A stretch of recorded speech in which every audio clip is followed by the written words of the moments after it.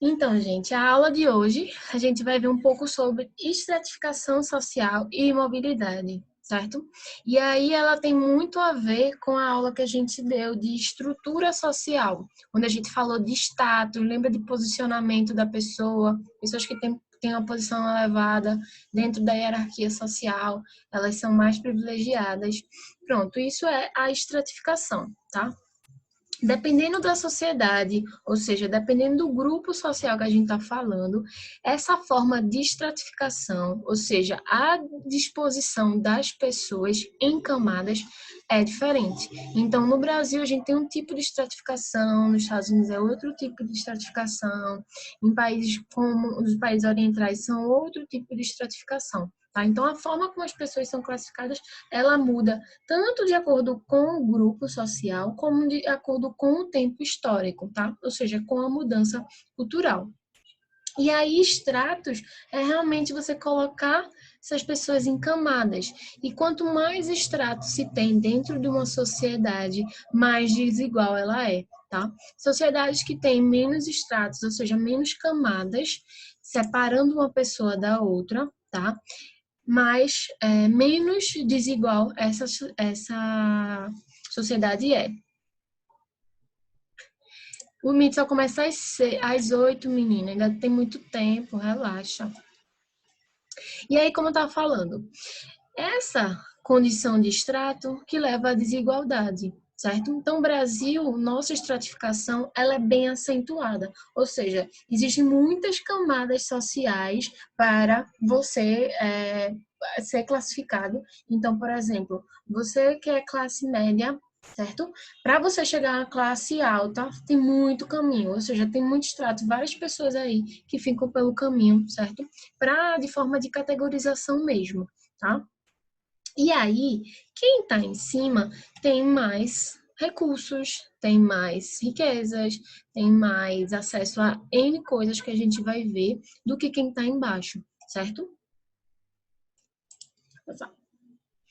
E aí, estratificação, como eu falei, é os processos onde uma sociedade ela difere da outra, certo? Onde as pessoas, elas são classificadas de acordo com o grau de riqueza, prestígio ou poder, tá? Mas geralmente está associado pessoas que têm riqueza, ou seja, pessoas que têm bens, tá? Que têm capital, elas têm prestígio e elas têm poder. Quando eu estou falando de poder aqui, eu estou falando de poder de decisão política. São as pessoas que conseguem realmente modificar, certo? Por exemplo, uma ordem política, uma ordem econômica dentro de um país, certo? Se isso está relacionado ao esquema de pirâmides, como assim? Você seleciona as pessoas como pirâmides? Sim, isso é uma pirâmide. Porque no topo existem menos pessoas e na base existem mais pessoas, né? Então, no Brasil, a gente tem muita gente embaixo e pouca gente em cima, certo? E aí, voltando, aqui a riqueza, tá? Não está necessariamente associada a prestígio, mas a máxima sim está associada a prestígio, certo? Porque você pode ser uma pessoa que tem dinheiro, mas não necessariamente você é uma pessoa que tem prestígio social, ou seja, uma pessoa que não tem influência dentro da política, certo? Não consegue influenciar decisões políticas. Mas no Brasil, tá? Então, voltando para a nossa realidade, geralmente pessoas que têm bens, elas têm prestígio e elas têm poder, certo? Quero dizer mafioso. Não sei, Pedro. Liga o áudio aí e explica como é que tu tá querendo relacionar aí, que eu não tô entendendo, não. Liga esse áudio aí e fala. É tipo assim, não tem aqui esse tipo de esquemas de pirâmide de que o Sim. povo, tipo, ai Uhum. meu Deus. É Sim, sim. tipo, quando uma pessoa de baixo, ela é uma forma de extrair dinheiro dela para que o Uhum. povo de cima fique mais rico. Isso. Sim, mas aí não é estratificação social. A gente diz que é esquema de pirâmide porque realmente, como você está falando, as pessoas que estão embaixo precisa ter muita gente para poder pagar, né, gerar renda para quem está em cima. Aí por isso que fala esquema de pirâmide, né? Porque tem a base muito grande para alcançar quem está em cima ter mais riqueza. Mas aí não, não tem muito a ver com o extrato social, não. porque esquema de pirâmide é algo ilegal, né? Porque geralmente são produtos que não têm qualidade, ou são serviços que não existem, produtos que não existem, certo? É como se fosse uma... Eles chamam não uma bolha, é uma movimentação econômica, certo? Sem um propósito, sem uma necessidade humana associada, sem uma legalidade nisso. Você investindo, sendo que você não tem retorno. Você só vai ter retorno se outras pessoas entrarem, que é diferente de você comprar ações dentro do mercado. Você compra aquela ação e aí, de acordo, né, com o quanto aquela indústria está bem, aquela empresa está bem, você vai ganhando dividendos, você vai ganhando, melhorando o valor das suas ações que você pode vender e ficar mais rico. Mas essa esquema de plano você não fica rico, né? Só quem entra logo. Quem vai entrando depois só vai gastando, só vai dando dinheiro e não tem nada a ver, né? Mas esse mesmo esquema. A base é maior do que o topo, certo? Aí voltando para aqui. Como eu falei, no Brasil, normalmente, quando se tem riqueza, né, quando se tem capital, você tem prestígio, tem poder, tá? E quanto maior sua posição nessa hierarquia, mais poder, mais prestígio, mais privilégio, tá? E nesse sentido, também inclui saúde, expectativa de vida, melhor colocação profissional. Então, as pessoas que estão em cima da nossa base, se a gente for pegar dados do IBGE, e separar a expectativa de vida, certo? Entre as pessoas mais ricas do país e entre as pessoas mais pobres do país. A gente vai ver essa expectativa bem diferente. Pessoas mais ricas demoram, né? Têm mais qualidade de vida, ou seja, estão menos susceptíveis a doenças, porque tem acesso a saneamento básico, tem acesso à higiene pessoal, tem acesso à alimentação, à saúde de qualidade, certo? Então, se tiver alguma doença, no instante consegue ser assistida, tá? Pessoas que estão abaixo do nosso extrato social, essas pessoas elas não têm acesso à saúde, elas não têm acesso ao saneamento básico, à educação mínima, à higiene básica, certo? Também não tem uma alimentação muito boa em relação a quem está em cima. E aí você vê que essa somatória de fatores, esse somatório de fatores levam à diminuição da expectativa.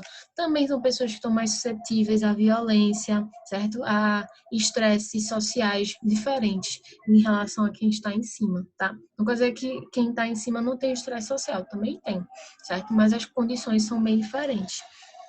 E aí, quando eu falo bastante sobre isso, eu falei para a turma da manhã que existe o termo, né? Não sei se vocês conhecem, mas acho que alguns devem conhecer, de meritocracia. Meritocracia é uma ideologia, certo? Onde as pessoas, pelo mérito, ou seja, pelo esforço, pelo estudo, pelo trabalho, quanto mais elas esforçam, quanto mais elas trabalham, quanto mais elas estudam, mais elas sobem, mais elas conseguem ascender socialmente, ou seja, melhorar a condição de vida, tá? Só que toda vez que a gente vê esse discurso de meritocracia, esses discursos, principalmente na mídia, eles esquecem de uma premissa, da principal premissa na realidade. E o que é premissa? É um pré-requisito. Sem ele não existe essa ideologia não funciona, que é todo mundo tem que partir do mesmo lugar, certo? Então, comparando, deixa eu botar a canetinha aqui. Então, se todo mundo parte da posição igual, certo? Da linha de saída, né? E aí, as pessoas que vão se esforçando mais, vão estudando mais, certo? Elas vão se destacando. E aí, sim, por mérito, essas pessoas ascendem, ou seja, ganham mais, têm os melhores empregos, tá? No exemplo de uma empresa ou de uma indústria, você pega todo mundo que está no mesmo nível hierárquico, ou seja, todo mundo é auxiliar. Aquele que trabalha mais, aquele que se esforça mais, ele se destaca e assume o lugar de, por exemplo, de analista, de supervisor, de gestor, certo? Daquela equipe. E aí sim, quando a gente tem uma base onde as pessoas elas saem da mesma condição, a gente pode falar de meritocracia. Mas se a gente vive numa realidade onde a desigualdade social ela é muito acentuada, certo? Então, para a gente chegar ao final, o que acontece? Essa pessoa aqui ela vai ter que se esforçar muito mais para poder subir ou ascender socialmente, essa um pouco menos, essa bem menos, essa aqui E mais. Mari, Oi. E essa aqui mais. é o que se chama de equidade, né? Vê, quando a gente está falando de meritocracia, eu estou falando de igualdade. Então, todos são iguais, e aí todos partem do agora vai, agora corre, vai-se embora, certo? E é aquele que Uhum. chega primeiro, que se esforça primeiro, ele de fato consegue.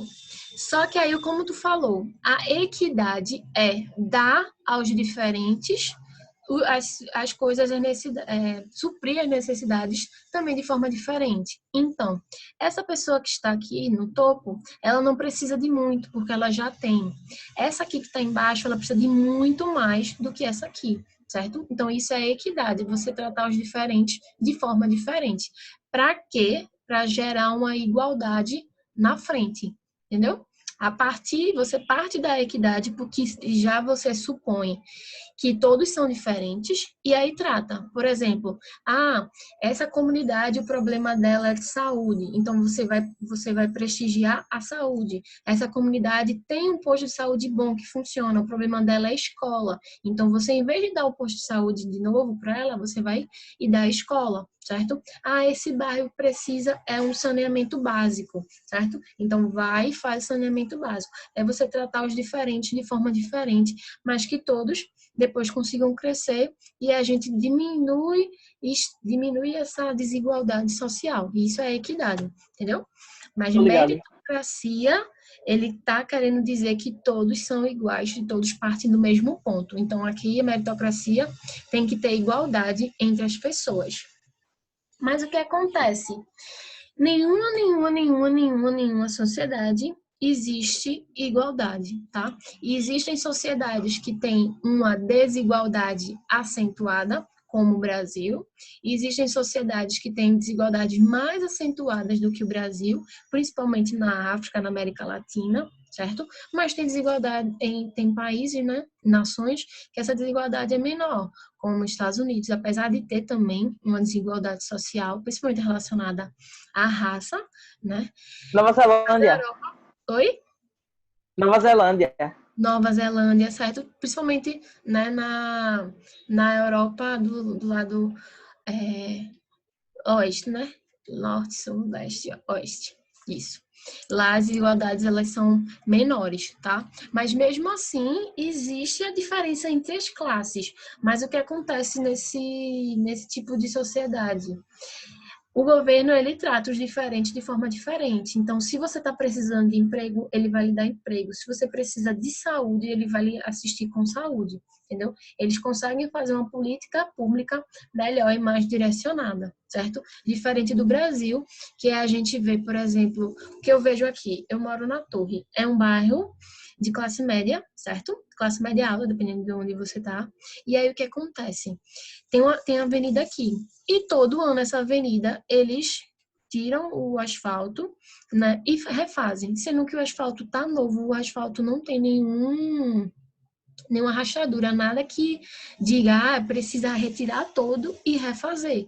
E aí eu fico me perguntando, para que ele está gastando esse dinheiro nesse bairro com isso? Ele poderia estar gastando dinheiro público de outra forma em outro bairro, ou até mesmo no bairro onde eu moro, mas de outra forma, porque aqui também existem comunidades carentes, ele poderia estar assistindo essas comunidades ao invés de estar refazendo a via pública toda hora, todo instante, certo? Então a gente tem essa questão aí do governo que ele não consegue não todos, né? Mas de forma, né, como a gente visualiza, ele não consegue tratar os diferentes de forma diferente. Ele quer tratar todo mundo igual, mas todo mundo não é igual, cada um tem umas necessidades que são diferentes, tá? Aquela frase, se eu consigo, você consegue também. Essas mesmas condições, mesmas instalações, mesma realidade. Um exemplo é a entrada de uma universidade. Exatamente, Rafa. A que a gente está vivendo hoje com o Enem é uma situação dessa, onde a propaganda, né, do governo, do Ministério da Educação, ela diz isso, se você quiser, você consegue, estude de qualquer lugar, de qualquer forma. Mas se a gente for olhar para a realidade das escolas públicas do Brasil, não tem condições de comparar com uma escola particular, certo? E aí, isso a gente está num estado de pandemia, onde as pessoas elas estão isoladas em casa, ou seja, a criança não pode ir para a escola. E aí, o que acontece? Se a gente comparar só alunos da particular, nem todos os alunos da particular também têm acesso à internet de qualidade, também não têm acesso a estudo, a livro, certo, dentro de casa, tá? Pode ser uma pessoa que é bolsista, não necessariamente porque ele está estudando na escola particular, aí ele tem condições boas, né, de vida e de, enfim, da família, estruturais. Aí o que acontece? Já na particular já tem diferença. Se a gente coloca a pública no meio, a gente vê que essas pessoas elas não têm acesso à internet, elas não têm um cômodo para ficarem isoladas da casa para o estudo, certo? Podem até ter, mas não tem internet de qualidade, que fica esse tempo aí longo, certo? De acesso à internet.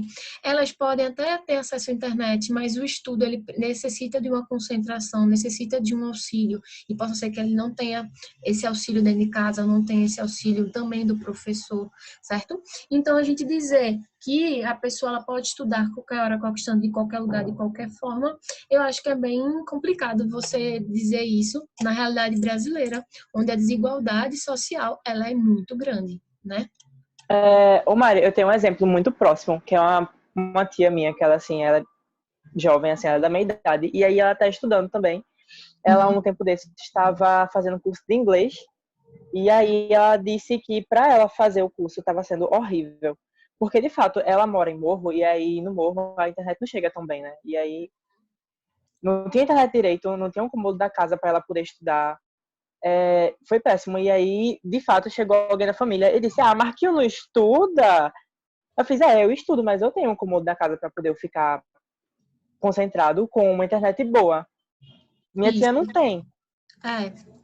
E aí é justamente quando a gente tem a nossa realidade, a gente acredita que todas as outras pessoas têm a mesma realidade da sua, certo? Então, por exemplo, eu tenho acesso à internet aqui. Aqui minha internet também oscila, mas não oscila tanto como de vocês que moram mais afastados, certo? Pode ser que a de vocês realmente oscilem muito mais que a minha.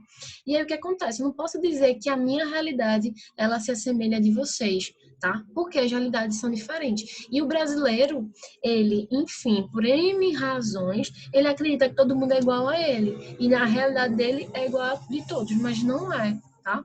E o governo, como uma instituição que tem que cuidar da população, ele tem que entender que existem essas diferenças.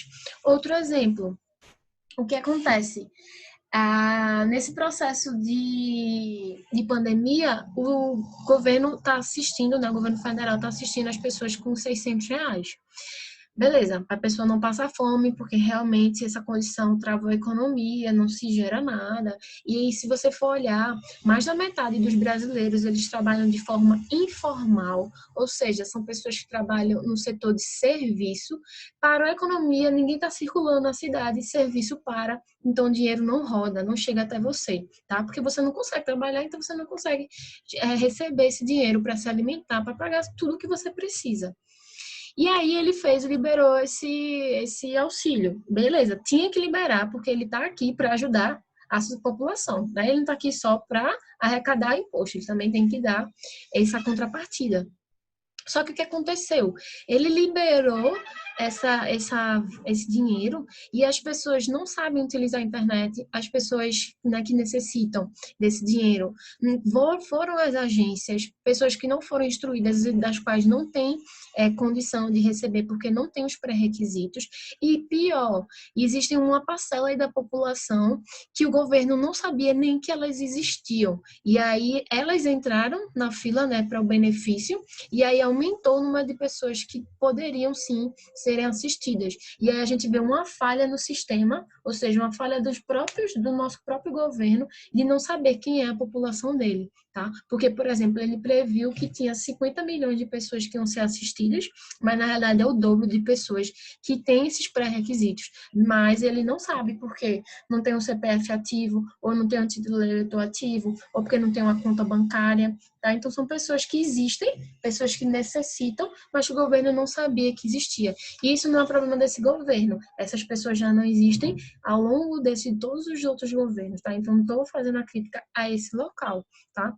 É realmente você vê como nós, como sociedade, a gente não enxerga e a gente não visualiza quem são, né? Quem faz parte do Brasil e essas desigualdades. Deixa eu ver aqui. Pois é, professora. Imagina a situação de muitos Pô, estudantes, famílias abaladas, quarentena muito difícil, acesso a material, concentração.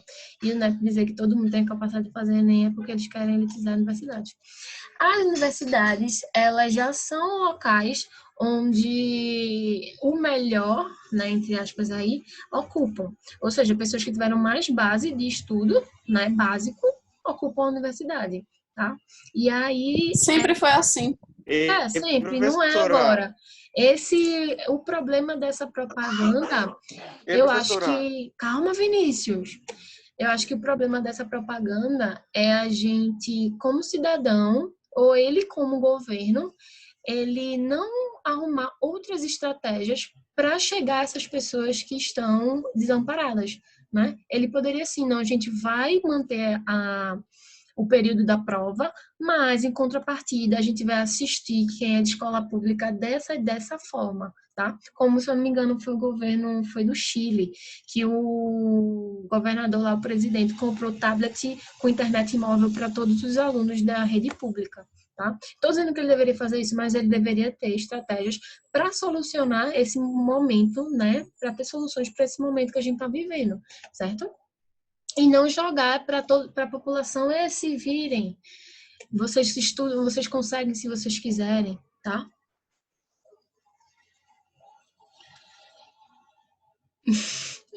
Mas Rafa, as condições elas são bem diferentes no Brasil. E vocês, apesar de estarem na universidade particular, vocês também são privilegiados. Porque se a gente for olhar, se eu não me engano, nem 10%, eu acho que nem chega, deve ser, não, acho que deve ser uns 10 a 30% dos jovens da idade de vocês que estão dentro da universidade. Os outros não estão dentro da universidade, ou seja, não estão dentro, né, tendo uma educação formal, certo? Uma educação crítica para realmente melhorar o nosso contexto social, tá? A gente precisa dessa educação, a gente precisa, e eu digo mais, acho que a gente precisa mais do senso crítico. A gente precisa entender nossa realidade e exigir mudança e ir atrás de mudança também, né? Não só esperar do governo, mas a gente também tem que fazer a nossa parte.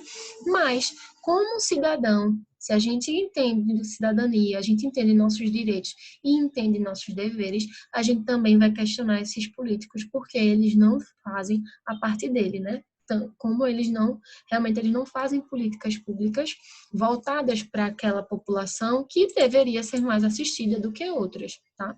Fala, Vinícius! Professora, tem um filme chamado John Wick que tem uma organização lá mafiosa que é só de... Como é que é? Eles se disfarçam de morador de rua, porque eles são invisíveis para a sociedade. Eles conseguem agir tranquilamente com a máfia deles. Aí assista o filme, que é muito bom. No segundo filme, John Wick matou um cara usando um lápis. Tá bom, Vinícius. Mas veja, é tem isso a ver? mesmo. Não, mas veja, ele está falando parcela da população que está ausente aos olhos da sociedade. Os moradores de rua é um deles, tá? A gente vê aí dentro da nossa sociedade todo mundo em casa, todo mundo se cuidando, né, entre aspas, aí, e moradores de rua não tem uma política, né, para resguardar a vida deles, certo? Então a gente realmente é uma parcela da população que não é vista, tá?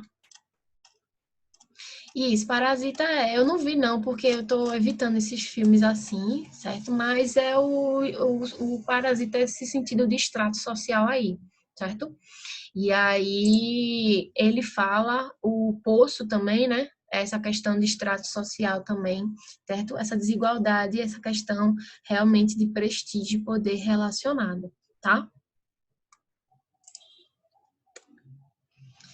E aí o que acontece?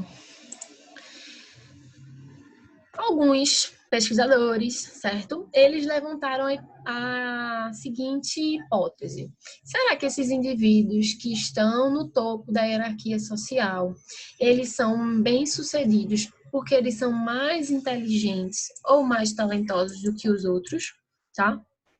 E aí, alguns pesquisadores disseram que sim, que está relacionado a fatores genéticos, ou seja, essas pessoas elas nasceram já mais inteligentes e elas são realmente mais capazes.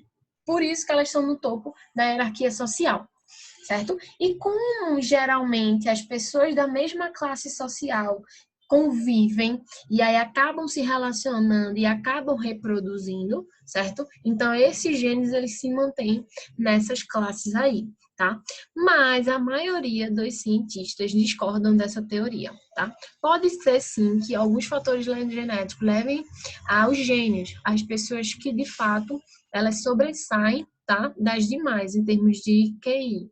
Mas a maioria, né, dos cientistas, eles acreditam que a natureza da sociedade, ou seja, a cultura do grupo social que você entra em contato, da socialização, a forma como você foi ensinado, isso tudo são as principais explicações para a diferença entre as pessoas que são mais ricas, dentro, né, das pessoas que são mais poderosas, comparando com as pessoas que estão abaixo do extrato social, tá? Então, contexto social. E aí muita gente fala que existem os gênios, e existem os gênios que estão na classe alta, existem gênios que estão na classe média, e existem gênios que estão na classe baixa. A diferença é que quem está na classe média consegue ter acesso a determinadas situações e consegue ter essas habilidades desenvolvidas, e tem quem está na classe baixa normalmente não tem acesso para desenvolver essas habilidades, tá? E aí dizem que muitos desses gênios a gente perde na nossa sociedade simplesmente pelo contexto social. Ou seja, aquelas pessoas estão numa sociedade onde a desigualdade é tão grande que mesmo que se ela se esforce, ela demora a chegar, ou pode até não chegar, tá? E aí eu estava lendo que existe um estudo, não sei se é da Mundial ou se foi Brasil, nem lembro, mas que demora-se 9 gerações para uma família sair da miséria, certo? Então, do estado de miséria mesmo. Então, a gente vê que demora-se muito, porque o contexto familiar é uma herança cultural. E aí é como se, quando você é de uma família de agricultor, normalmente você vai se tornar um agricultor, tá? Quando você nasce numa família de médicos, você provavelmente vai ser um médico também, tá? Então, o contexto familiar que vai empurrando para condições sociais melhores, tá? E se aquela sua família ela não tem essa estrutura, é muito mais difícil para você sair, certo? Dessa zona, tá? Beleza? Aí vai. Ai, deixa eu pegar aqui.